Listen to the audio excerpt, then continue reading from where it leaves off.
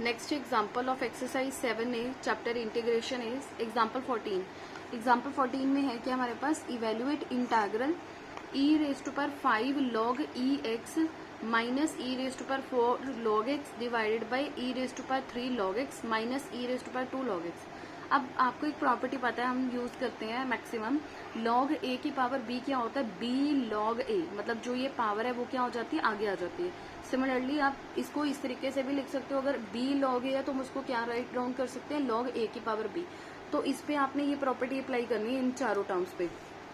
तो हमारे पास यहाँ पे क्या है, ये इस चीज को हम क्या लिख सकते हैं, ये जो 5 है इसको पावर में ले जाओ x की, सिमिलरली 4 को पावर में ले जाओ x की, 3 पावर आ जाएगी x की, और यहाँ पे क्या आ जाएगी x की पावर 2। तो आप इसको ऐसे राइट डाउन कर लो, ठीक है। ये क्या हो जाएगा, e log x की पावर 5, e log x की पावर 4, e log x की power cube minus e log x की पावर 2, ठीक है। अब आपको प्रॉपर्टी भी पता है कि जो e log है या log e है, इनके रिजल्ट क्या होता है, ये क्या होते हैं 1। तो मतलब ये वाली जो क्वांटिटी है, ठीक है, और जो ये वाली क्वांटिटी होगी इसकी, ये वाली क्वांटिटी, ये वाली क्वांटिटी, ये सारी क्या होगी 1 होगी, ठीक है। तो रेस्ट हमारे पास क्या बचेगा, x5 minus x4 divided by x³ minus x², ठीक है।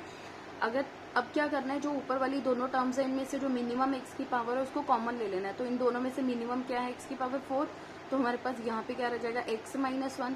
सिमिलरली इन दोनों में से मिनिमम क्या है, x², तो यहाँ पे क्या रह जाएगा x माइनस 1। अब x माइनस 1 और x माइनस 1 दोनों कैंसिल आउट हो गए। ये क्या है, x4 डिवाइडेड बाई x², तो स्क्वायर और 4 कैंसिल होकर हमारे पास क्या आ जाएगा, x² का इंटीग्रल क्या होता है, x³/3 प्लस c। अब नेक्स्ट हमारे पास एग्जाम्पल 15 है। एग्जाम्पल 15 है हमारे पास, show that f of x is this if f dash x is this and f of x is 1 when x is equals to π/4। अब इसका मतलब क्या है, देखो हमने शो करना है कि जो आपके पास फंक्शन है वो ये आना चाहिए, ठीक है। अदरवाइज हर एक क्वेश्चन में हमें फंक्शन गिवन होता था, बट इसमें हमने फंक्शन बनाना है। उसने आपको क्या दिया हुआ है, डेरिवेटिव दिया हुआ है। डैश का मतलब क्या होता है, f डैश x मीन्स क्या होता है, डेरिवेटिव, मतलब फर्स्ट डेरिवेटिव आपको गिवन है। देखो आपको डेरिवेटिव गिवन है, आपने फंक्शन बनाना है, ठीक है। और आपको ये गिवन है कि जो f ऑफ x है उसकी वैल्यू 1 है, कब, जब x की वैल्यू कितनी है, π/4, ठीक है। तो f डैश x आपके पास गिवन है, आपने f ऑफ x बनाना है। तो आपको मैंने एक चीज कहा था कि अगर डेरिवेटिव हो, ठीक है, और इंटेग्रल हो, ये दोनों क्या होते हैं, एक दूसरे का इनवर्स होते हैं, ये क्या होते हैं, कैंसिल आउट हो जाते हैं। सिमिलरली f डैश x मतलब डेरिवेटिव है, अगर हम इसका इंटेग्रल करेंगे तो इंटेग्रल और डेरिवेटिव दोनों क्या होंगे, कैंसिल हो जाएंगे। तो हमारे पास क्या आ जाएगा, f ऑफ x आ जाएगा। अब इस f ऑफ x में अगर आप देखोगे कि c नहीं है हमारे पास, प्लस c जो हम ऐड करते हैं, तो c की वैल्यू आपने बाय यूजिंग दिस रिजल्ट निकालनी है, ठीक है। तो सबसे पहले हमने जो हमारे पास f डैश x है उसको आपने लिखा, इंटीग्रेशन कर दिया आपने, इंटीग्रेशन ऑन बोथ साइड, ठीक है। यहाँ पे भी इंटीग्रल लगा दिया, यहाँ पे भी इंटीग्रल लगा दिया। अब हम क्या कर रहे हैं, इंटीग्रेशन कर रहे हैं विद रिस्पेक्ट टू x कर रहे हैं, ठीक है। विद रिस्पेक्ट टू x कर रहे हैं तो dx आपने यहाँ पे राइट डाउन कर देना है और यहाँ पे राइट डाउन कर देना है। अब ये क्या है, डेरिवेटिव और इंटीग्रल, ये दोनों क्या होंगे, कैंसिल आउट हो जाएंगे। तो यहाँ पे क्या बचेगा, f ऑफ x। अब इसका इंटीग्रल क्या होता है, सीकेंस स्क्वायर x का इंटीग्रल tan x को सीकेंस स्क्वायर x का माइनस cot x, 1 का इंटीग्रल होता है x प्लस c, ठीक है। तो हमारे पास f ऑफ x ये आ गया। अब अगर आप आंसर में देखोगे f ऑफ x में हमारे पास कहीं पे भी c नहीं है, तो यानी कि आपको यहाँ पे ये वाला जो c है इसकी वैल्यू आपने फाइंड करनी है, ठीक है। तो इसकी वैल्यू फाइंड करने के लिए आपने क्या करना है, ये वाला रिजल्ट यूज करना है। तो अब हमारे पास गिवन है कि जो f ऑफ x है वो क्या है, 1 है, और x कितना है, π/4 है। तो इस रिजल्ट में आपने सब्स्टिट्यूट कर देना है। f ऑफ x की वैल्यू कितनी है, 1, तो इसकी जगह पे आपने 1 पुट कर देना है, और x को यहाँ पे π/4 पुट कर देना है तीनों जगह पे। अब tan π/4 की वैल्यू होती है 1, cot π/4 की वैल्यू होती है 1, और ये वाला π/4 as it is plus c as it is. 1 और 1 कैंसिल आउट हो गया, ये टर्म इधर नेगेटिव की इधर आके पॉजिटिव हो जाएगी, तो यहाँ से हमारे पास c की वैल्यू आ जाएगी। अब इस c की वैल्यू को आपने इसमें पुट कर देना f ऑफ x में। जब आप f ऑफ x में पुट करोगे तो जो भी हमारे पास क्वांटिटी है शो करने की वो प्रूव हो जाएगी। एक्सरसाइज 7A का क्वेश्चन नंबर 21 डाउट क्वेश्चन आया था, ये क्वेश्चन नंबर 21 है। इसमें क्या है, integral sin x plus cos x plus x की पावर 5/2। सिंपल है बिल्कुल।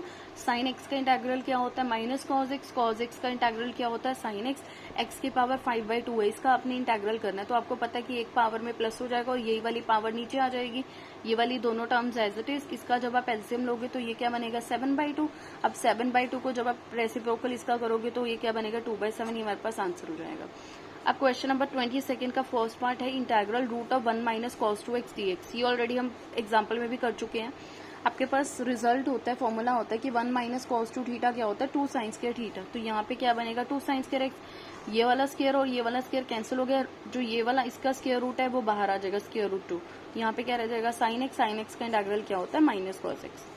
अब सेकेंड पार्ट है इंटीग्रल 1 माइनस साइन 2x। अब इसका देखो कोई भी फॉर्मूला नहीं होता, तो आपको इसको फॉर्मूला बनाने के लिए क्या करना पड़ेगा, 1 की जगह पे लिखना पड़ेगा cos square x plus sine square x, और साइन 2x का फॉर्मूला क्या होता है 2 sine x cos x.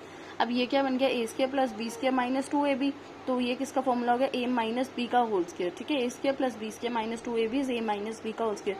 Square root cancel हो गया, cos x minus sine x रह गया, कॉस एक्स का इंटीग्रल क्या होता है sine x minus sine x का क्या होता है कॉस एक्स प्लस सी।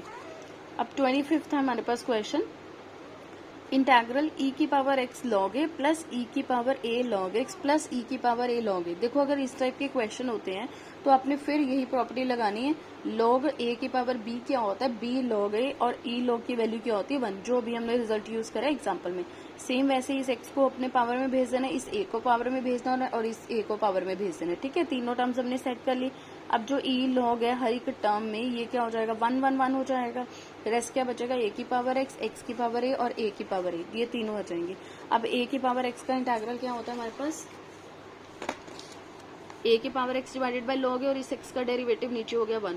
x की पावर a का इंटीग्रल क्या होता है x की power a plus 1 divided by वही पावर नीचे। अब नेक्स्ट क्या हमारे पास a की पावर a, तो a की पावर a कांस्टेंट है, ये आउटसाइड आ गया, अंदर क्या रह जाएगा a की पावर a आउटसाइड dx का इंटीग्रल क्या हो गया 1 का इंटीग्रल क्या हो गया x प्लस। अब क्वेश्चन नंबर हमारे पास 26 का सेकेंड पार्ट है, फर्स्ट पार्ट है 26 का। अब देखो इसमें क्या है हमारे पास इंटीग्रल आपने करना है x square divided by 1 plus x का। ठीक है, अब देखो ऊपर सिंगल टर्म है और नीचे 2 टर्म्स है, मतलब आप सेपरेट भी नहीं कर सकते। अगर ऐसे होता कि 1 plus x divided by x square होता तो आप इस टर्म को इसके नीचे सेपरेट करते और इस टर्म को इसके नीचे सेपरेट करते, तो सिंपल इंटीग्रेशन हो जानी थी। अब यहाँ पे क्या है x square divided by 1 plus x है, मतलब सेपरेट ये हो नहीं सकते दोनों, तो इस पे हमें कोई और फंडा अप्लाई करना पड़ेगा सो डैट कि हम किस तरीके से इसको अप्लाई करें कि जो डिनोमिनेटर वाली टर्म है वो कैंसिल हो जाए। तो मैंने क्या करा यहाँ पे इस टर्म में नीचे मैंने देखा कि 1 है, तो मैंने क्या करा यहाँ पे 1 ऐड और 1 सब्ट्रैक्ट कर दिया। देखो आप किसी भी क्वांटिटी में ऐड सब्ट्रैक्ट खुद कर सकते हो, क्योंकि जब हम कोई भी क्वांटिटी ऐड और सब्ट्रैक्ट कर रहे हैं तो अल्टीमेट वो कैंसिल हो जाएगी, रेस्ट हमारे पास वही क्वेश्चन ही बनता है। तो इसमें खुद हमने राइट डाउन कर दिया -1 + 1। ठीक है, अब इस टर्म को इसके नीचे अलग कर दिया और इस टर्म को इसके नीचे अलग कर दिया। देखो मैंने क्या करना था, इस टर्म को अलग अलग करना था, बट हमारे पास यहाँ पे पॉसिबल नहीं था क्योंकि ऊपर हमारे पास सिर्फ एक ही सिंगल टर्म है। दैट्स वाई क्या करा, जो एक्स स्क्वायर था उसमें -1 + 1 कर दिया, सो डेट की कैंसिल होकर एक्स स्क्वायर ही बनेगा। अब नीचे क्या हमारे पास 1 + x, अब 1 + x को इसके नीचे अलग कर दो और 1 डिवाइडेड बाई इसके नीचे अलग कर दो, तो दोनों टर्म्स अलग अलग कर दी। अब ये फॉर्मूला बन गया x² - 1, मतलब a² - b² का फॉर्मूला क्या होता है a - b × a + b, नीचे 1 + x एस चीज पड़ा, और ये वाली टर्म कैंसिल होगी, क्या बचा x - 1 और ये वाली टर्म एस चीज।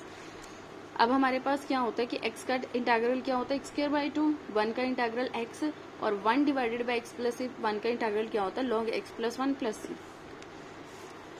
नेक्स्ट क्वेश्चन नंबर 27 का फर्स्ट पार्ट है हमारे पास, इंटीग्रल x - 4 का cube divided by x² dx।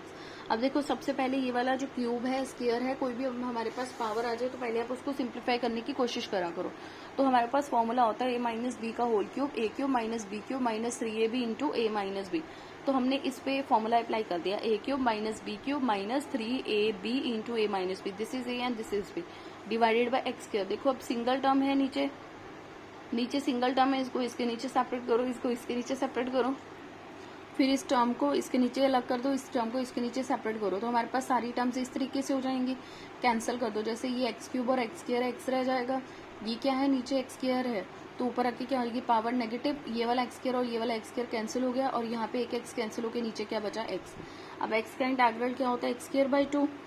ठीक है, -64 x की पावर -2 में क्या आएगा -2 + 1 डिवाइडेड बाय वही पावर सेम नीचे। 12 का है, 12 का क्या है कांस्टेंट है, 12 बाहर आ जाएगा, यहाँ पे क्या आएगा साथ में x।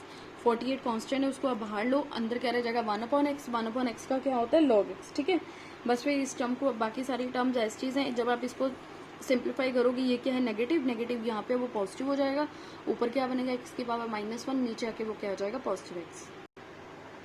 नेक्स्ट हमारे पास क्वेश्चन है integral x cube minus x square plus x minus one divided by x minus one. अब देखो सेम वैसे ही है, इस टर्म को आपको पहले क्या करना पड़ेगा, सिंप्लीफाई करना पड़ेगा। अब हम हमारे पास जो नीचे फैक्टर है वो क्या है, एक्स माइनस वन है, ऊपर क्या है, क्यूबिक है। तो सबसे पहले आपने क्या करना है, इस क्यूबिक को सिंप्लीफाई करके इसके फैक्टर्स बनाने हैं, ठीक है। अब आपको पता होगा कि हमारे पास ये इक्वेशन है क्यूबिक में, आपने क्या करना है, बाय हिट एंड ट्रायल आपने इसका एक फैक्टर जो है, वन फैक्टर है जो इसका एक फैक्टर, वो आपने फाइंड करना है, ठीक है। वो फैक्टर हम कैसे फाइंड करते हैं, आप हिट एंड ट्रायल वैल्यूज लेते हो एक्स की, पहले लेते हो 1 2 3, देन अगर ये वाली अप टू सोन, ठीक है। मतलब आपने क्या करना है, इस इक्वेशन में पहले अपने 1 पुट करना है। अगर इसको 1 पुट करके ये वैल्यू हमारे पास आ गई 0 तो वो उसका फैक्टर हो जाएगा। अगर 0 नहीं आती देन आपको 2 चेक करना है, फिर 3 चेक करना है, ऐसे आपको वैल्यूज चेक करती जानी है जब तक ये 0 नहीं बनता। अगर पॉजिटिव किसी भी वैल्यू पे 0 नहीं बनता तो आपने नेगेटिव पे चेक करना होता है, जैसे -1 -2 -3 अप टू सोन, ठीक है। तो इसमें हमने क्या करा, इस इक्वेशन में आप क्या करो, 1 पुट करके देखो। हमारे पास इक्वेशन क्या है, x cube minus x square plus x minus one. इसमें आप x को 1 पुट करो तो ये क्या आएगा, 1 - 1 + 1 - 1। देखो कैंसिल होगी सारी टर्म्स, हमारे पास क्या आ गया, 0 आ गया। तो जो x = 1 है ये हमारे पास फैक्टर हो गया। अब आपने क्या करना है, ये वाला जो x = 1 है इसको 1 को इधर ले आना है, तो ये क्या हो जाएगा, x - 1। अब आपने क्या करना है, ये वाला जो x - 1 है इसके साथ आपने इस इक्वेशन को डिवाइड करना है, वहां से हमारे पास रेस्ट इक्वेशन बच जाएगी। तो हमने क्या करा, इसको डिवाइड कर दिया। हमारे पास फैक्टर क्या आया था, फर्स्ट x = 1, तो ये क्या हो गया, x - 1। जो इक्वेशन आपने उसको राइट डाउन कर देना है, आपने इसको डिवाइड करना है, डिवाइड ऑलरेडी आपको आता है करना। लास्ट में हमारे पास रिमाइंडर हमेशा 0 आना चाहिए, ये चीज आपने ध्यान देनी है। तो जो भी हमारे पास क्वेश्चन बचेगा इसको आपने लिखना है और इसको लिखना है, मतलब ये दोनों क्या होंगे, इस इक्वेशन के फैक्टर्स बन जाएंगे। मतलब जो क्यूबिक इक्वेशन है आप उसको इस तरीके से सिंप्लीफाई करके लिख सकते हो। तो इसकी जगह पे आपके पास ये दोनों टर्म्स आपने लिख देनी है। तो यहाँ पे ये वाली टर्म आ गई और यहाँ पे ये वाली टर्म आ गई। अब x - 1 x - 1 कैंसिल हो गया, रेस्ट हमारे पास बचा x² + 1। x² का इंटीग्रल क्या होता है, x³ 1 का इंटीग्रल x + c, ठीक है। अब क्वेश्चन नंबर 25 का फर्स्ट पार्ट है हमारे पास, integral 1 divided by 1 + sin x। अब देखो ये टर्म क्या है, डिनोमिनेटर में है, तो मतलब आपको पहले इसको सिंप्लीफाई करना पड़ेगा, ठीक है, क्योंकि डिनोमिनेटर के इंटीग्रल्स हमने अभी डिस्कस नहीं करे। तो इसको सिंप्लीफाई करने के लिए हमने क्या करा, रैशनलाइज कर दिया, रैशनलाइजेशन कर दी, ठीक है। अब रैशनलाइजेशन आपको पता ही है कि अगर प्लस है तो इसका रैशनलाइज किसके साथ करोगे, इसके ऑपोजिट नेगेटिव साइन के साथ। यहाँ पे प्लस है तो यही वाली सेम टर्म आपने रैशनलाइज में करनी है, बट साइन क्या करना, यहाँ पे प्लस है तो यहाँ पे माइनस कर देना है। 1 को इसके साथ मल्टीप्लाई करोगे तो यही आएगा। नीचे क्या बना, a + b × a - b। a + b × a - b का फॉर्मूला क्या होता है, a² - b²। तो यहाँ पे क्या आएगा, 1² - sin² x। अब हमारे पास रिजल्ट होता है कि cos² θ + sin² θ क्या होता है, 1 होता है। तो यानी कि 1 - sin², ये वाला sin² इधर आ जाएगा। 1 - sin² की वैल्यू कितनी है, cos²। अब यहाँ पे थीटा क्या है, x है, तो यहाँ पे क्या आ जाएगा, cos²x। बस वही सेम क्वेश्चन आपका पुराना बन गया, इसको इसके नीचे डिवाइड कर देना है और इसको इसके नीचे डिवाइड करना है। दोनों टर्म्स डिवाइड में कर दी। 1/cos² क्या होएगा, sec²x, sin/cos। ये 2 cos है तो cos x है तो इसको 2 टाइम्स लिखती है, एक cos इसको दे दिया और एक cos इसको दे दिया। sin/cos क्या होता है, tan। 1/cos क्या होता है, secant। अब secant² x का इंटीग्रल क्या होता है, tan x, और tan x secant x का क्या होता है, secant x + c।